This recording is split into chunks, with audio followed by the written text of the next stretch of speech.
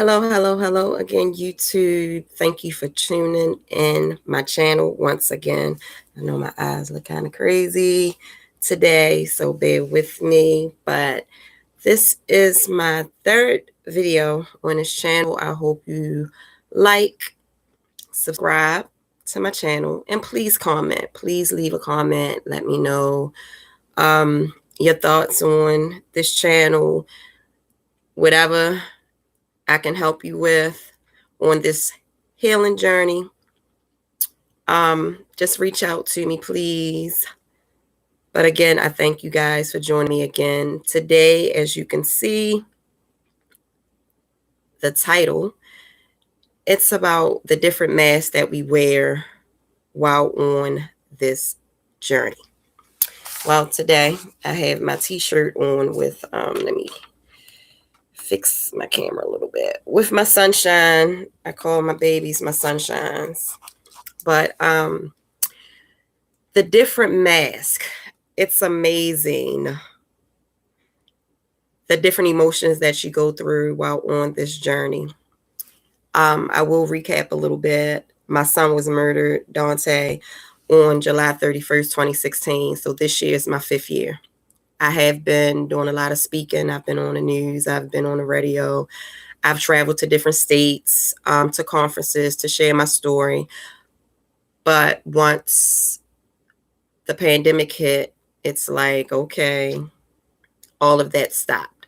So I've been wanting to continue to share my journey. I share it on my Facebook page quite often, which is Keke Collins on Facebook, Keke Collins, Collins.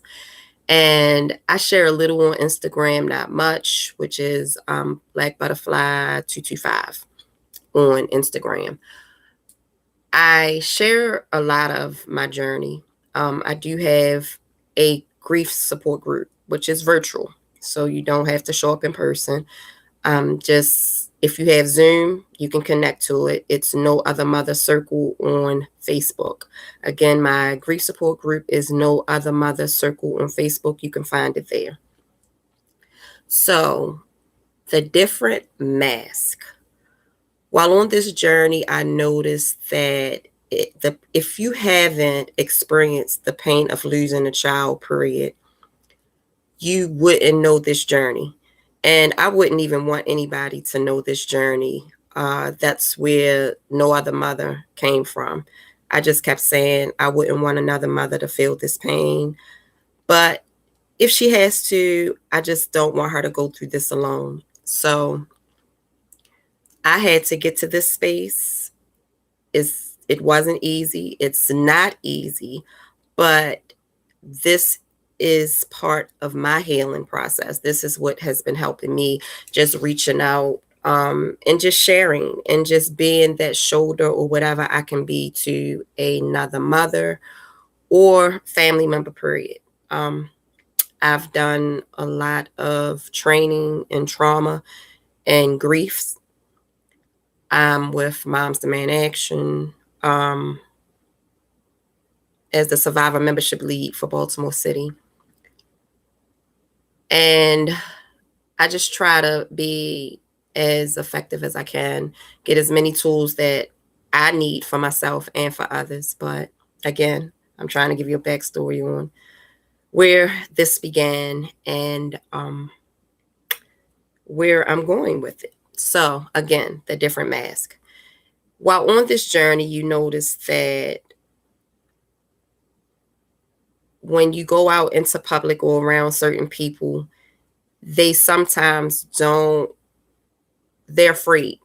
They're afraid because they don't know how you're feeling that day. They're afraid because they don't know if they say the wrong thing, will it trigger something in you? Because on this journey, you have a lot of triggers. So people either avoid being around you, or they tiptoe around you, or they just say the wrong thing and they don't know. They don't know. But when you're in your moment, you don't care how others feel. You just know that what you're feeling is overwhelming. So while on this journey, I've lost a lot of friendships, relationships. I've had some people that just, they couldn't grasp this new me. I wasn't quite the social butterfly that I used to be. Uh, I was sad a lot, a whole lot. And this was new for me. This was new for me. Some people think that once you lose your child or your child was murdered, that, okay, you still want to be in pain. So that's just like saying your child is alive. So don't congratulate their successes. Don't throw birthday parties for them. Like, we're no longer able to do that for our child. So it's unbelievable for people to think that you're supposed to just get over this. Get over what? I birthed that child. That child was living and someone took their life. So I noticed that I had to start wearing different masks. And that was just a defense mechanism for me, I believe, to be able to be around others. And I don't know. I don't quite know. I don't quite know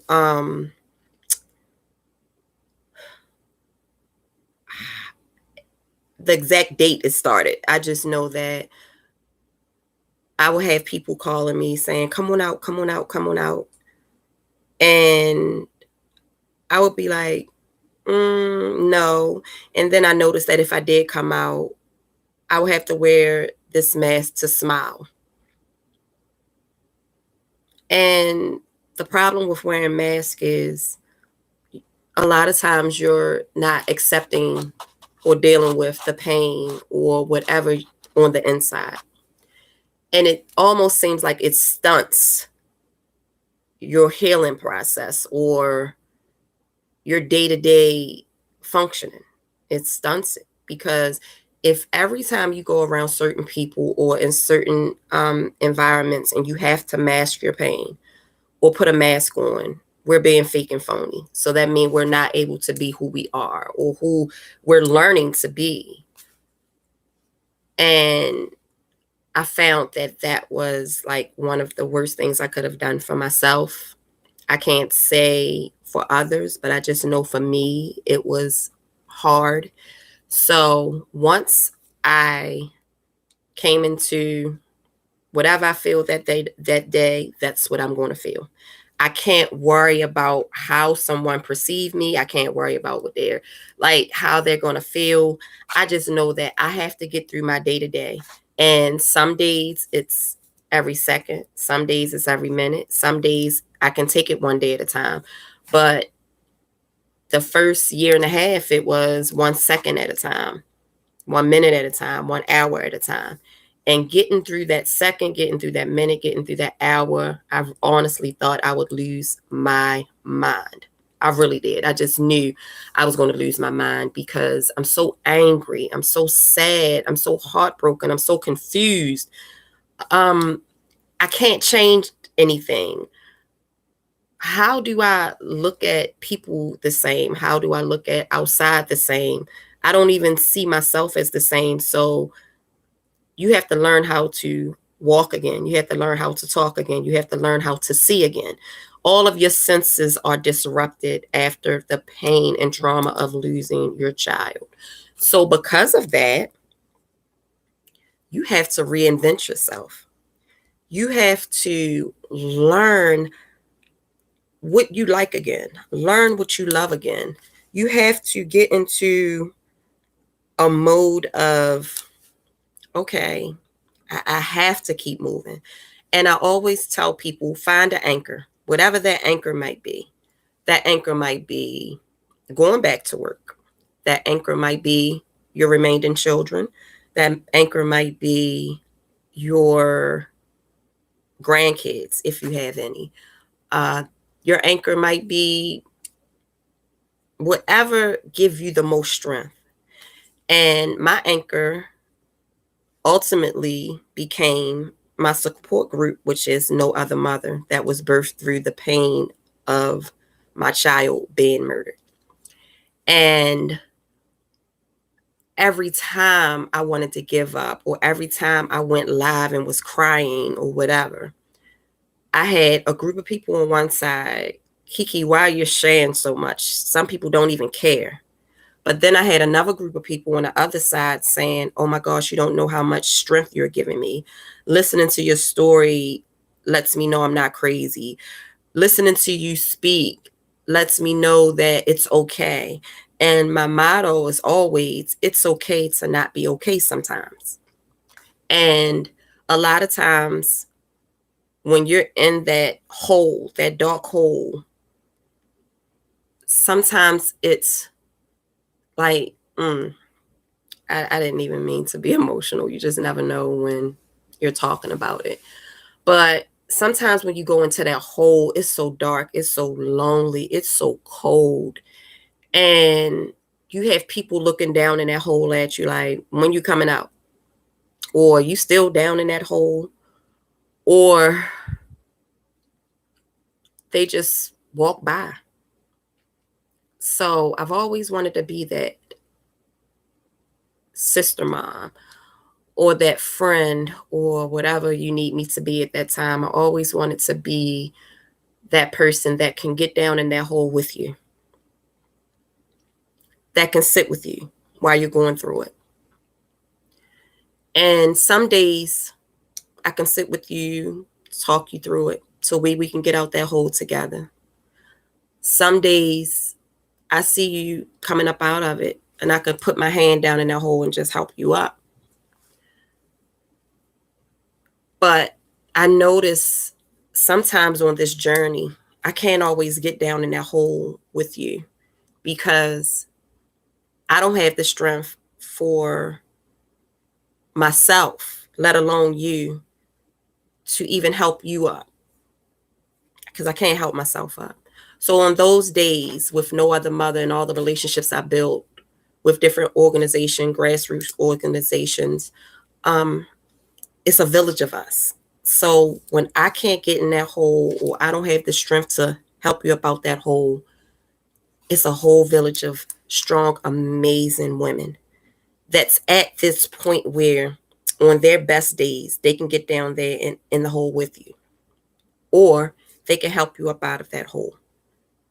They don't have to get down there because they see you looking up and you're ready to come up, but you just don't have that strength to get up out of that hole. So going back to the title, I say, if you feel like you have to wear a mask that day, wear it. But I feel that on this journey, when I took the mask off and showed up in any form that I was that day, today I'm sad. If you don't want to be around me, I'm sorry. But someone is always sent your way, people that you never even think of, people that you don't know well. Someone always come your way and they'll listen. Sometimes you don't need someone to tell you it's going to be okay. When you're in a moment, you don't want to hear that because in your heart and mind, it's not. Now, today, you can tell me it's going to be okay because it will be. My good days outweigh my bad days now. But when I tell you that pain, it hits the same, if not worse. That's the big lie, that they tell you. Oh, it gets better with time. The pain hasn't gotten better with time. Time just have gone on and I've gotten stronger because I had to. I had to. So to be forced to live with this pain, to be forced to maneuver through this pain, to be forced to get up every day and fight through the pain, it's a task some days. But when you think about your child and all their glory and just how amazing they were and the kings and queens that you birthed, it pushes you up because now you have to be the mouth for your king or queen. Now you're representing your king or queen because their death is not in vain. So whatever you have to do to get up when you can. But for years, I always said, I'm speaking for the mothers that can't speak right now, that's still crying, that just opening your mouth is too much. I'm speaking for the mothers that they don't have the strength in their legs to get up. So I'm walking for you right now, because some people can't even get out the bed. It cripples you. Like, it literally cripples you. The pain. I'm just for the mothers that can't see right now because they're crying so much and they can't yet see their way. They don't see the other side of this. And that'll be in another whole video, just the journey of getting on the other side. Because when I went to Roberta's house, and I would be around other mothers that say, like, that can talk like this, and I'm still crying. So I'm not understanding, like, how are you here? Like, what steps did you take? Because so many times people don't show you their bad days. They want to show you that they went from losing their child to, I am good now, I'm back at work, I am this. I'm here to tell you, I'm one of those ones, and I know quite a few of them. It's a lot. But I'm one of them ones that after the death of my child, I lost everything. I was staying with family and friends. I couldn't get it together. I couldn't keep it together. And every time I found my footing, every time I thought I found my way, I was struck with another blow. It hit me again when I realized that, it gets better with time. When I've realized, like, stop listening to the people that haven't experienced it.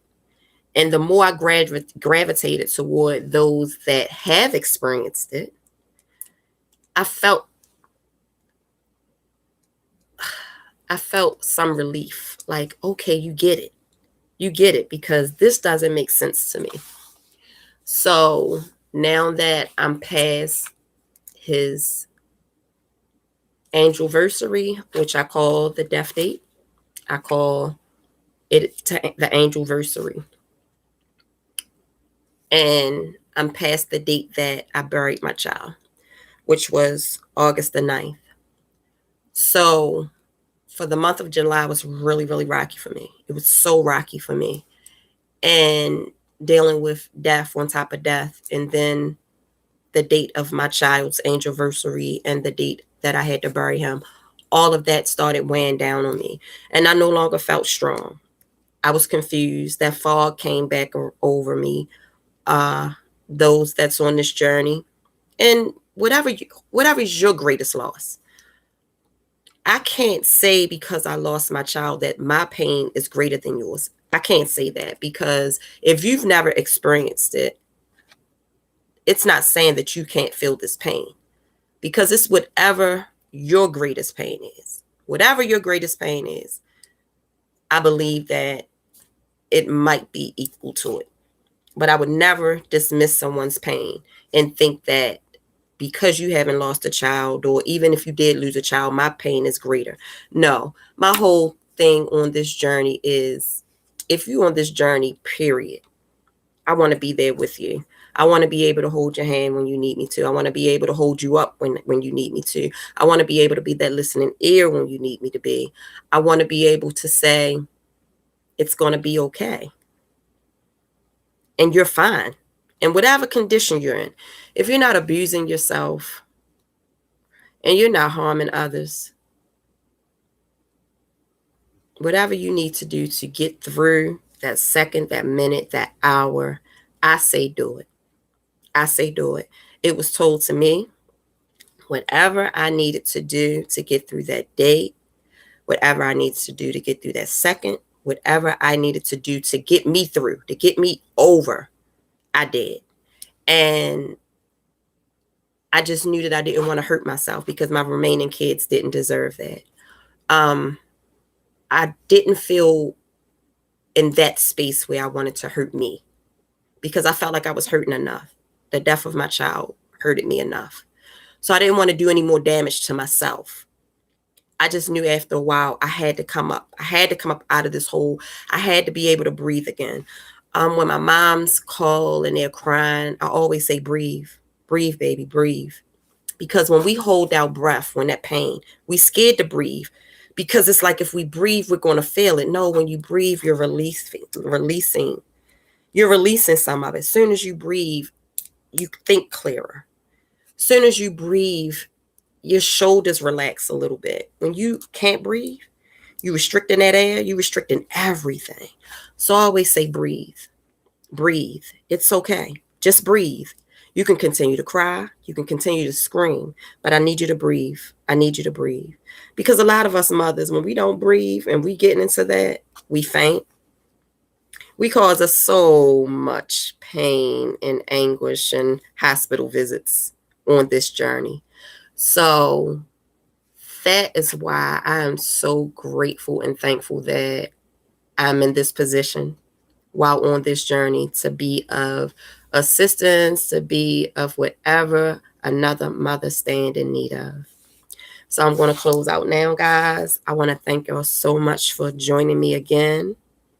I hope that we will have more of these discussions. I will show up, even if it's just one person. I always tell people that in my support group, I'm going to show up, even if it's just one. Whoever that one person is might just need me that day. But it's days that I need others. So I do have a village. I'm so appreciative of my village. And if you're listening and you're a part of my village, I just want you to know that I love you and I thank you. And until next time, guys, please please share my videos, please. Even if you don't find any use for it. I'm sure someone in your family can use it, but please share the videos. Please subscribe to my channel. Let's let this grow. Let's let this grow. We see so much pain, and I just want to be that person that when you click on YouTube, that day you might be laying in that bed not being able to get up, and one of my videos will just give you that strength to get up, to be able to wipe those tears, even if it's for a little while. So please subscribe, share, and comment. Until next time, guys, be safe, and I love you. Thank you.